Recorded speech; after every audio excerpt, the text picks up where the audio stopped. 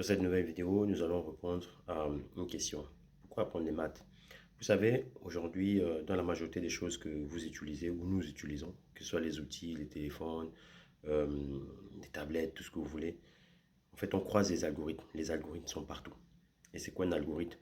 En fait, il faut savoir que l'algorithme, c'est vraiment la combinaison. Je dirais pas forcément la combinaison linéaire, mais c'est une combinaison entre la programmation et les mathématiques.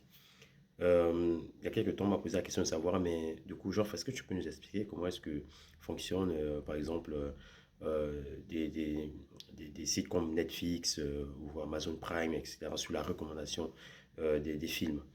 Vous savez, derrière, ce sont des systèmes, ben, ce sont des algorithmes qui vous recommandent des films. En fait, quand vous arrivez sur Netflix, vous avez deux types de recommandations qui sont assez populaires.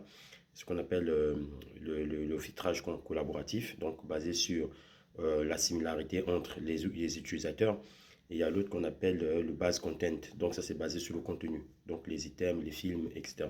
Ça veut dire quoi? Ça veut dire que si vous avez deux utilisateurs qui ont à peu près le même profil, si l'utilisateur A ben, a eu comme proposition, par exemple, deux films, il faut savoir que le deuxième film sera également proposé à l'utilisateur B, vu qu'ils ont le même profil.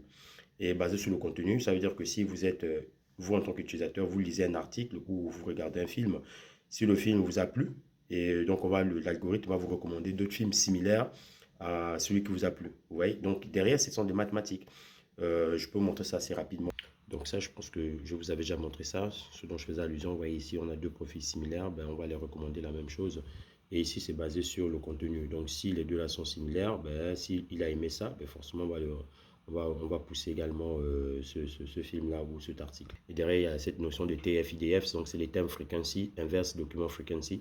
Et ça, pareil, donc si là, actuellement, nous sommes sur le NLP, nous voyons également cette notion-là. Donc je vous invite à vous irez donc sur ma chaîne YouTube pour voir le contenu sur la partie NLP. Donc vous avez également la notion sur les bases vectorielles, vous voyez ici. Donc ça, c'est les vecteurs d'espace. On peut faire la projection, d'accord? Que ce soit des films, on peut faire la projection des items, etc. Donc comme je vous dis, tous ce sont des mathématiques. C'est des mathématiques derrière.